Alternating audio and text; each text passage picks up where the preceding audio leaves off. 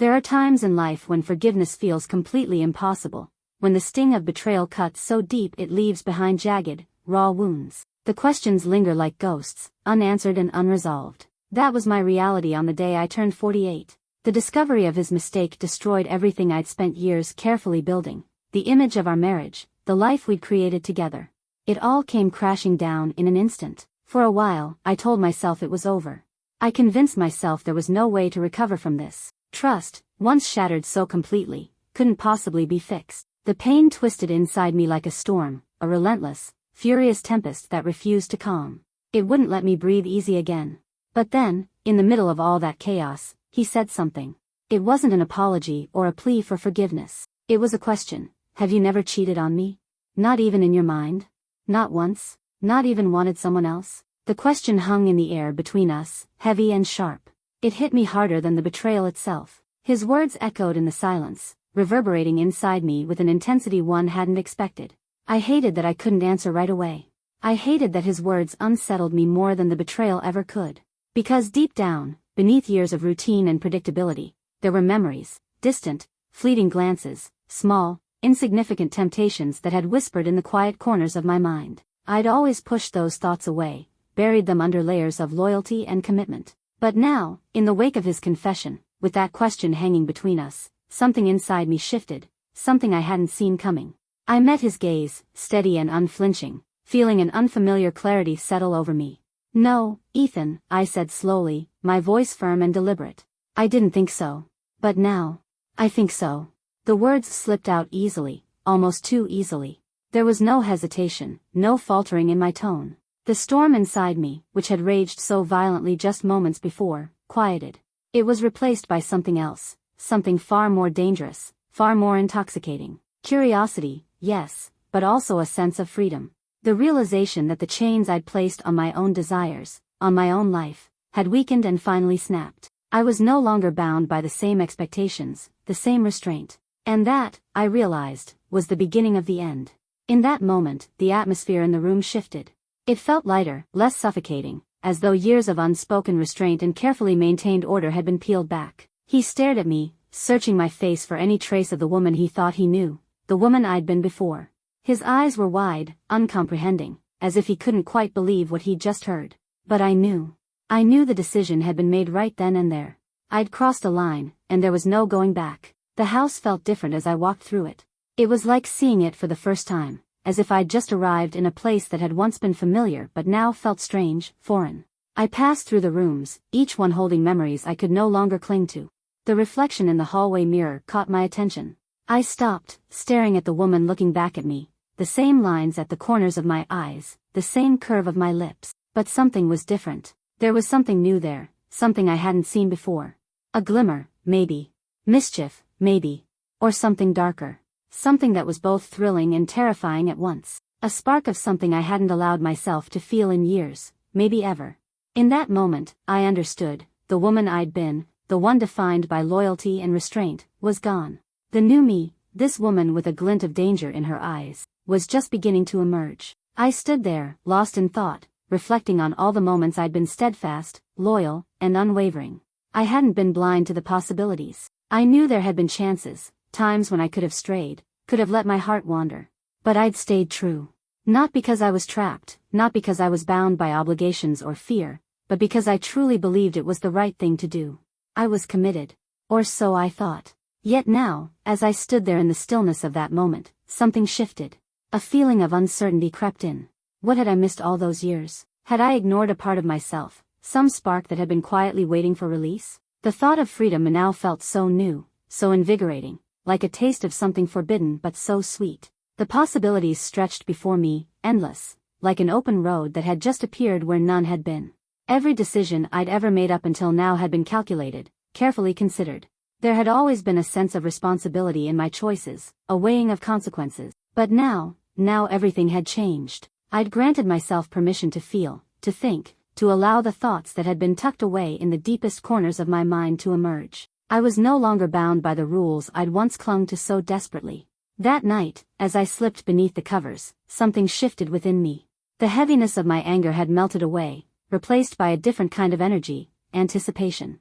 an almost electric buzz of something yet to come. For the first time in what felt like an eternity, I lay there not knowing what the next day would bring. And rather than feeling afraid of that uncertainty, I reveled in it. It thrilled me in a way I'd never expected. It felt like a door had been thrown open, and I'd stepped through it into something unknown, something exhilarating. The hardest part, I realized, wasn't the betrayal I'd endured. It wasn't even the sharp, bitter understanding that our marriage had become little more than a routine, a series of obligations masquerading as love. No, the hardest part, the thing that gnawed at me with a sense of deep regret, was that I'd never crossed that line myself. Not once in all the years of being the dutiful wife, the steady partner, had I allowed myself to step beyond what was expected, what was safe. I'd lived within the confines of responsibility while the flicker of desire, of curiosity, had remained dormant inside me, locked away beneath layers of obligation. But now the door was wide open. And that thought, that realization, consumed me. I began to wonder, what would it have been like if I'd taken that first step? If I'd thrown caution to the wind, abandoned my carefully constructed life, and allowed myself to experience something unnamed, something reckless? The first time could have been wild. It should have been wild. And in the deepest parts of me, I yearned for that wildness. I wanted to taste the danger, to feel the raw, unbridled rush of stepping outside the rules, outside the lines I'd drawn around myself. I wanted to embrace the desire, to dive headfirst into the unknown without hesitation, without fear of the consequences. I wanted to make him regret everything, to show him the side of me he never even knew existed. The desire grew stronger with each passing day.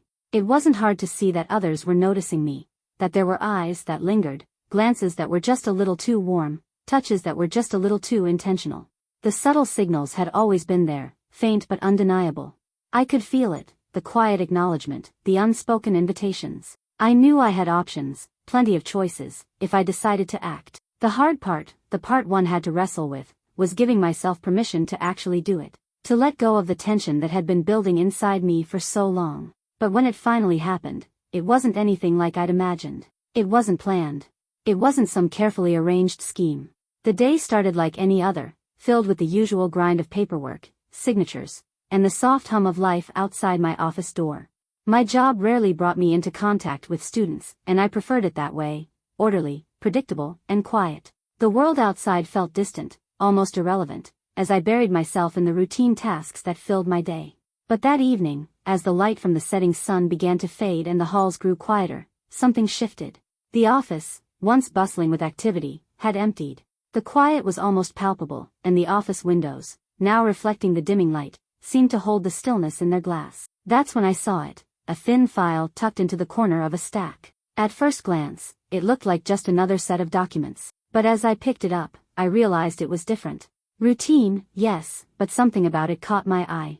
The file contained papers about a third-year student facing expulsion. The language was cold, formal, almost indifferent to the consequences it would bring.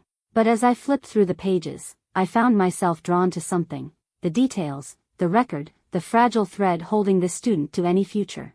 And then there was the photograph clipped to the inside. It was a standard ID photo, nothing remarkable at first glance. But as I studied it, something about his face made me pause. He looked young, yes, but there was a hardness to his expression, something guarded in the way his mouth set, something wild in the depths of his gaze. It was as if he wore his defiance like a shield. And in that moment, I felt a strange pull toward him. He didn't look like someone who followed the rules. The thought struck me unexpectedly.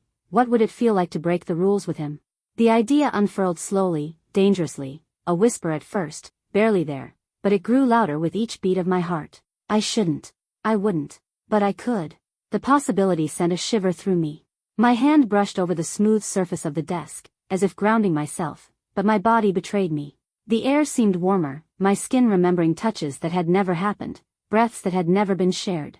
It wasn't just the thought of him, it was the power in the idea, the choice to take, to decide for once. The line between right and wrong blurred, softened, until it felt like silk slipping through my fingers. My pulse quickened at the thought of crossing it, the first time, wild and reckless. Not out of love, not out of need for connection, but for the thrill itself. No promises, no consequences, only the moment. The idea consumed me until there was no space left for hesitation. I would break the bank, and Ethan would regret everything. I didn't hesitate. My fingers glided over the keys of my phone with a certainty that felt foreign. It wasn't impulse, it was something deeper, a slow-burning determination that pushed away every voice of caution. The line rang only once. "Hi, Michael. Do you want to stay in school?" Silence followed, thick and curious. I could almost hear his breath hitch on the other end. "Yes, who is this?" I didn't answer. The words I chose were deliberate, coded with something unspoken. "Let's meet in an hour at the cafe on the corner." I ended the call without waiting for a response. There was no room for doubt now. The choice of location wasn't accidental. The glass windows of the cafe reflected the late afternoon sun, and I knew that from the third floor across the street, Ethan's office overlooked this exact spot. The timing was perfect. The street would still be busy, filled with the ebb and flow of ordinary lives. I didn't want secrecy. I wanted visibility. I wanted him to see me. But I wasn't prepared for who I saw when Michael arrived. The air around me seemed to shift, the gentle hum of conversations fading into something distant. I had expected some quiet student, a boy who had let the pressures of college slip through his fingers. But the man who approached was nothing like that.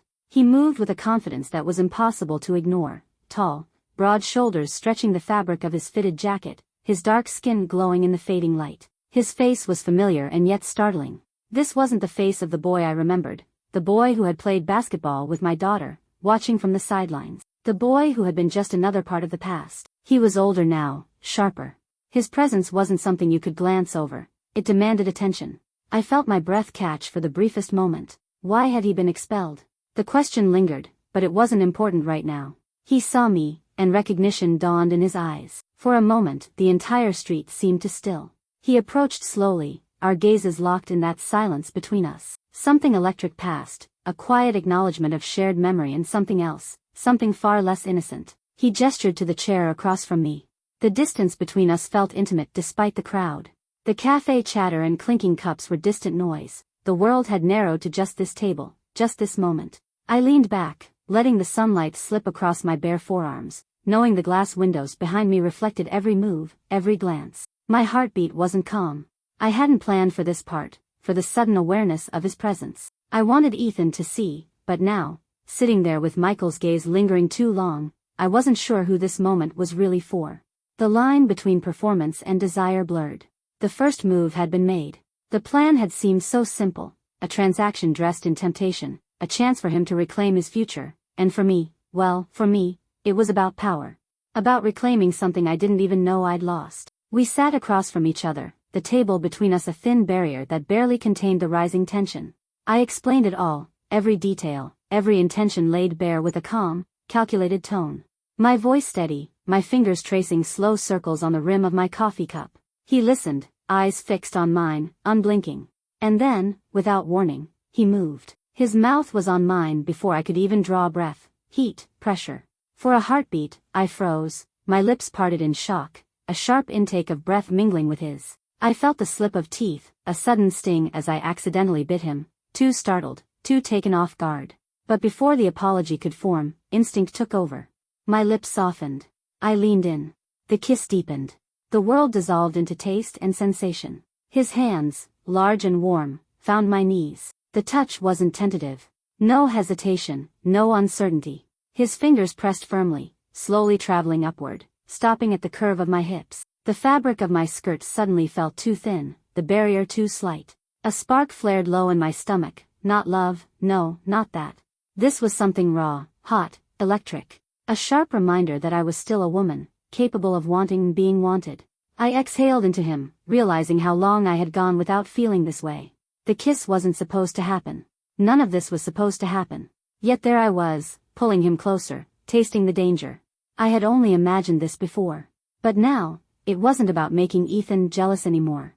I reminded myself this was a game, a manipulation, something beneficial for both of us. And yet, as his hand traced slow lines along my thigh, I wondered if I could keep pretending. The cafe bustled around us, oblivious. The sun dipped lower, casting golden light that flickered between passing cars. But none of it mattered. The only thing real was the heat blooming beneath my skin and the weight of his touch. When I finally pulled away, breathless and flushed, I caught the reflection in the cafe window, Ethan standing across the street. His expression, a mixture of shock and fury, was everything I had hoped for. And when his voice echoed across the narrow street, sharp and accusing, it only made me smile. "You didn't say you were going to kiss a young guy, our daughter's ex." I laughed then, soft at first, then louder. laughter that surprised even me.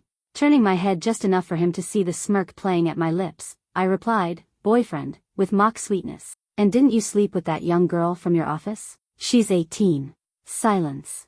He had nothing left to say. Finally, his voice came, low and bitter. "Fine. Sleep with whoever you want. I will too." The words hung in the air like a challenge, but I wasn't shaken. I turned back to Michael, still close, still warm. My pulse thrummed with the rhythm of anticipation. The line had been crossed, and I was ready to keep walking. It wasn't revenge anymore. The sharp edge of it had dulled, no longer driving me.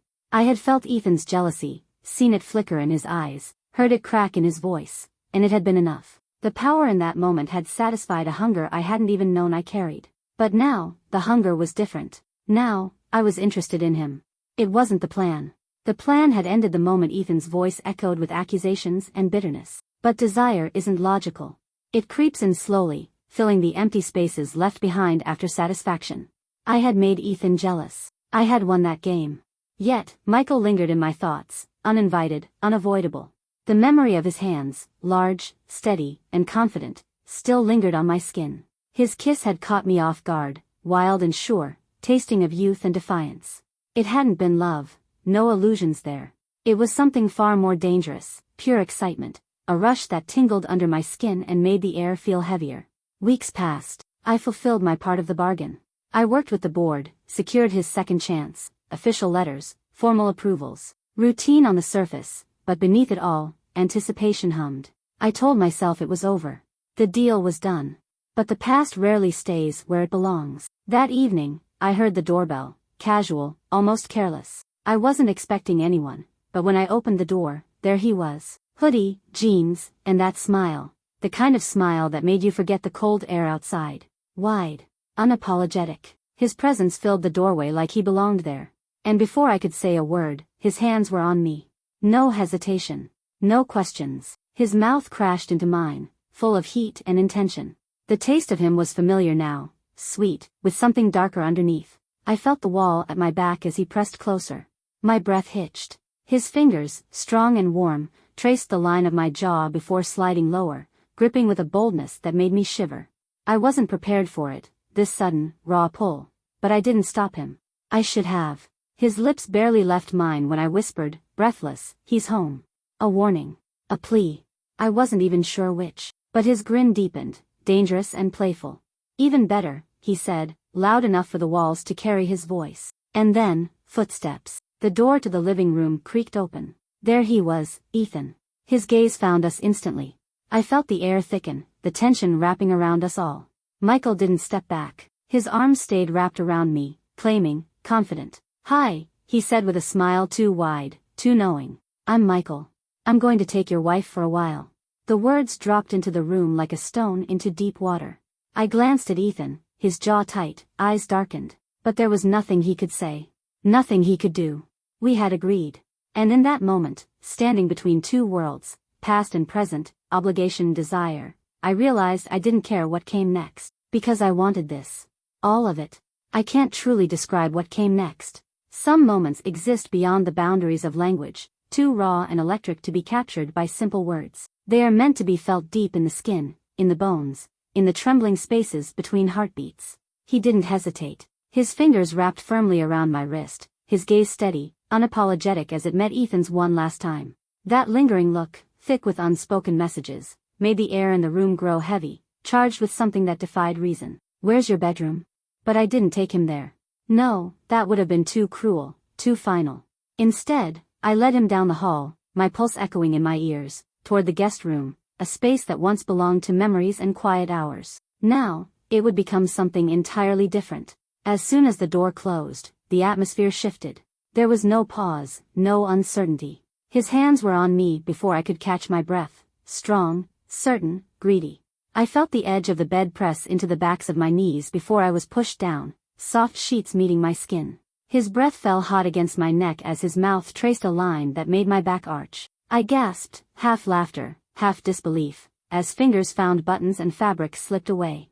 The rhythm of his movements was relentless, stripping away layers with ease. Each piece of clothing fell like unnecessary barriers. My skin prickled under his touch, each inch exposed to the cool air, sending a shiver down my spine. He didn't hold back. There was no delicacy in the way his palms, broad and warm, gripped my body, fingers trailing over curves that hadn't been worshipped like this in years. Every kiss he pressed was slow but deep, igniting heat that pulled low and heavy. I laughed softly, unable to help the breathless sound as his lips moved lower. My body betrayed me with each gasp, but then he paused. His eyes lifted, dark and burning, meeting mine with a question that didn't need words. There was something wild there, hungry and alive, and it reflected everything I had tried so hard to bury. Before I could breathe, his head dipped lower. The first touch of his lips, soft, delicate, made my breath catch sharp and involuntary. My body arched without permission, hips lifting toward him. I couldn't stop the sound that escaped me, raw and surprised. Heat spread like fire under my skin, a slow burn building into something harder to contain. My fingers tangled into the sheets, knuckles white as he continued, steady, yielding. The air grew thick with the rhythm of breath and movement. I wasn't thinking of revenge. I wasn't thinking of Ethan. It was just this slow unraveling, the surrender to sensation. Every nerve awake, every breath short and uneven. My body pressed against his, seeking more. And when the final wave crashed over me, hot, dizzy, and complete, I knew there would be no going back. Because some lines, once crossed, stay blurred forever. The air in the room was thick, charged with something untamed. My breath came in shallow pulls, each one catching in my throat as I gave myself over completely. I didn't hold back. I didn't want to. For the first time, I let the sounds escape, unrestrained, raw. I knew Ethan could hear, somewhere in the house. The thought flickered at the edges of my mind, but it dissolved as quickly as it came. Nothing else mattered now. Only the sensation, deep, overwhelming, that consumed every corner of me. My back arched against the bed, fingers gripping the sheets. The warmth of his touch moved with purpose, claiming every inch of my skin. His hands, broad and confident, pressed firmly, guiding me with a certainty that left no room for doubt. Breath tangled with breath. My legs lifted without thought, instinctively. His fingers traced a path that sent a shiver rolling through me, from the back of my neck to my toes, slow, deliberate. Every inch of skin awakened under his mouth, which moved with a maddening ease, traveling, tasting. He didn't rush. The roughness of his palms contrasted with the softness of lips brushing against my knee, trailing downward in a rhythm that teased and tortured. When his mouth found the delicate curve of my ankle, a gasp broke from me. He lingered there, savoring, before his tongue traced delicate circles that made my skin burn. I trembled. The room seemed smaller, the air heavier. My breath quickened, uneven and desperate. His touch deepened, fingers moving with a slow intensity that built until the world blurred at the edges. My body arched toward him, chasing every sensation, surrendering to the rhythm he dictated. I thought that was the end, that this overwhelming wave would be the final breathless moment. But he wasn't finished. When the last layers fell away, it was with a quiet certainty. The sight of him stilled the air between us. His frame, strong and unyielding, the smooth lines of his body glinting in the dim light. And then, a sight appeared before my eyes, a sight close to perfection. In the space between us, it disappeared. Firm hands gripped my waist, lifting me with ease. My body moved with his, drawn, guided, settling into the rhythm he created. The strength in his arms was undeniable. He carried me effortlessly. Breath met breath. Warmth met warmth. Every movement was deliberate, every moment stretched longer than the last. The rhythm grew, slow at first, steady, controlled, then deeper, faster. My body answered, pressing closer, unable to resist the pull of his power.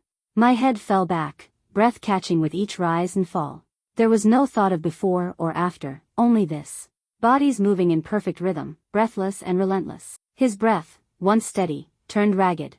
I felt the tension in him, restrained power, holding back just enough. He lifted me again, and each time, I was weightless, lost in the space between. The sounds between us grew louder. The world outside faded completely.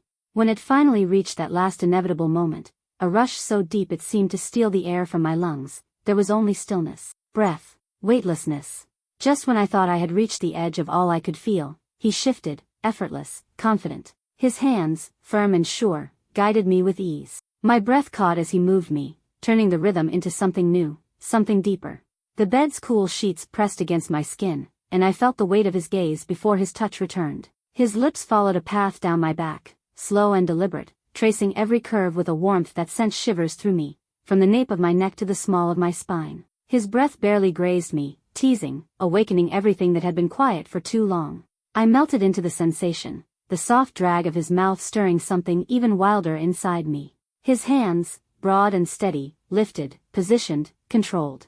My breath hitched again as I felt him behind me, close and overwhelming. He moved with care at first, each motion slow and deliberate, allowing me to feel every moment. The air between us tightened, thick with anticipation and slow-building fire. My fingers curled into the sheets, knuckles pale as I adjusted, as my body welcomed the rhythm he set. Then the pace changed. He grew bolder with each steady movement. The tension in my body wound tighter. Breathless gasps filled the air, unrestrained, free.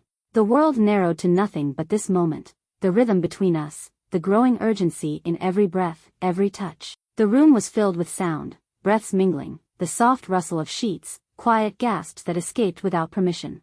I let go of everything outside of this moment. Time blurred. My body no longer felt like my own, guided by sensation, by rhythm, by the way he moved with increasing certainty. Every inch of me answered him, arching, surrendering. He pressed closer, his warmth wrapping around me. I could feel the steady beat of his breath against my skin, matching the pulse in my own chest. It built slowly at first, then all at once, until there was nothing left but the feeling of being completely undone. And then, finally, everything stilled. Breath slowed. The room seemed quieter somehow, as if it too had been holding its breath. Everything around us was covered with evidence of our crime. I turned toward him, laughter spilling from me, light, breathless, free. The kind of laugh that comes when there's nothing left to hold back. He smiled, breath warm against my cheek, and I pressed a kiss to his lips, soft, lingering. It felt endless. When I glanced at the clock, I stared in disbelief. Almost an hour and a half. The realization made me laugh again, softer this time, as I lay back against the sheets. The air in the room still felt thick, lingering with warmth and the faint trace of something unspoken. My skin hummed, alive with sensation, the kind that lingers after the heat fades but the memory remains. I slipped from the bed, pulling the oversized t-shirt over me. His scent clung to the fabric, warm and intimate. It fell almost to my knees, brushing against bare skin with every step. The bathroom light was soft, almost forgiving. The water from the shower beat against my skin, washing away the sheen but not the feeling that would linger far longer. The mirror fogged as I ran fingers through damp hair. The reflection staring back at me was unfamiliar yet certain. There was no guilt, only calm satisfaction and something deeper, freedom. When I stepped back into the hallway, I heard the quiet clink of glassware. The kitchen lights spilled onto the floor in a pale glow. He was there, sitting casually in the kitchen, leaning back in the chair, bare chest exposed under the fading evening light, only jeans clinging to his frame. Effortless confidence radiated from him, as if he belonged there, as if this moment had always been inevitable.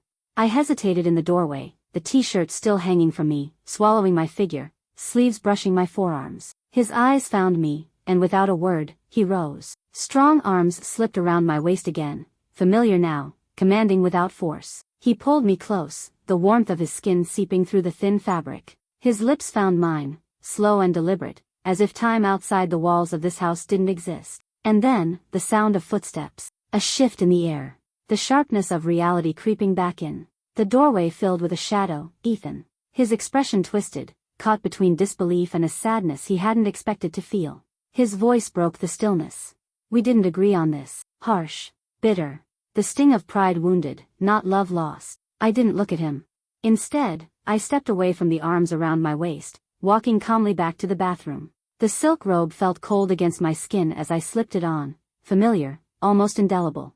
The soft swish of the fabric whispered with each step. When I returned, I held out the t-shirt. He took it from me with a knowing smile, brushing a kiss against the curve of my neck, slow and deliberate. My skin warmed under the softness of his lips. The tension in the room thickened. I walked him to the door, my robe trailing behind me. His fingers lingered at my wrist for a moment longer than necessary. A shared glance, silent promises without words. The door clicked shut, and the explosion came. Ethan's voice echoed through the house, accusations, demands, the sharp crack of anger filling every room. You can't bring men into this house. The words tumbled over each other, desperation disguised as rage. But I didn't care. I stood still, watching the fury unravel. His face flushed, his gestures wide and frantic, yet nothing reached me. The weight of his voice held no power anymore. And then he slipped. A truth spilled from his lips, raw, unfiltered. 3 months with her, he said. The admission came too quickly, too carelessly. I turned, a soft smile tugging at the corner of my mouth as I walked away. A quiet acknowledgement of a truth finally understood. No words passed between us, just the silence that hung thick with unspoken understanding. The kind that only time and experience can shape. The satisfaction of knowing, deep within, that he finally grasped the depth of what had been happening. Nearly half a year had passed, slipping away in a rhythm that felt both comfortingly familiar and exhilaratingly new. The days were routine, smooth, predictable, marked by the mundane patterns of life and appearances we had long mastered. But it was in the fleeting moments, the stolen afternoons and the quiet hours of the night, where everything changed. Those were the times when we were truly ourselves. There were glances exchanged in secret corners of the house, fingers brushing with a warmth that lingered long after the touch had ended. Quiet, fleeting moments that burned with an intensity greater than any word could ever express. Because they belonged to us and us alone. It was a world we had built on whispered touches and shared breath, a secret that lived between our lips rather than in the sentences we never spoke. The anticipation of each meeting, the slow but inevitable closing of the space between us every time we crossed paths, gave me a sense of life and purpose that had been absent for far too long. It was a quiet rebellion against the stagnation that had gripped me for years, and it kept me alive in a way that felt both vital and intoxicating. But the house, the place where everything was supposed to be safe and familiar, carried its own kind of tension. Ethan and I still lived under the same roof, but it was as if we inhabited entirely different worlds. We moved through our days like strangers, our lives running parallel but never intersecting. He pretended not to notice, to ignore the way the space between us had grown into something that could no longer be filled with pretense. The silence between us was no longer comfortable. It had become loaded, thick with things left unsaid. And it had teeth. But then the moment came. His voice sliced through the quiet, sharp and cold. "I'll tell them everything, at the college." The words hung between us, a threat that shattered the fragile calm we had been holding on to. For a moment, I thought about how I should respond. But I didn't flinch. I didn't need to. I had already made my peace with this. Slowly, I turned to face him, letting the silence stretch between us for a heartbeat longer before my voice cut through the stillness, calm and unwavering. "Ethan, what's the problem? You started this. You wanted to keep the family together. I suggested an open relationship, and you agreed. I meet with whomever I want, and so do you." The words seemed to hang in the air longer than I expected, and the silence that followed felt almost like a betrayal in itself. He didn't respond immediately. Instead, his gaze dropped, and his shoulders slumped, suddenly smaller in a way that made me feel a flicker of something I couldn't quite place. The defiance I had braced myself for didn't come. Instead, his voice softened, his confession slipping out in a whisper, a raw admission that felt almost too fragile to hear. "I haven't met anyone," he said, his words barely audible. "I tried. But every first date became the last. It never even reached the bed. And then she ended it, said it would complicate business." His confession settled between us, heavy and quiet. I felt no immediate rush of emotion, just a stillness, a calmness that blanketed me. But then, beneath that calm, there was something else, something darker, almost shameful in its sweetness. I felt a bloom of satisfaction deep inside, one I didn't want to acknowledge at first but couldn't quite suppress. This was not how he thought it would be. He had believed he could wander freely, taste the sweetness of freedom while I remained tethered to the familiar, waiting for him to return. He had assumed that I would be the one left behind, the one who stayed while he tasted the fruits of an open relationship. But the tables had turned. And now, he was the one standing in the silence of his own disappointment, realizing that the freedom he sought was not the easy escape he had imagined. I stood there, still in my silk robe, the same one I had worn countless nights after Michael left. The same robe that had once seemed like a symbol of loss and longing but now felt like a quiet armor, a shield that protected me from the world. A faint smile tugged at the corner of my lips, but I didn't speak. There was no need to. Because now he knew. Now he understood. And the realization that flickered in his eyes, the moment when the weight of it all settled in, was more satisfying than any words I could have offered.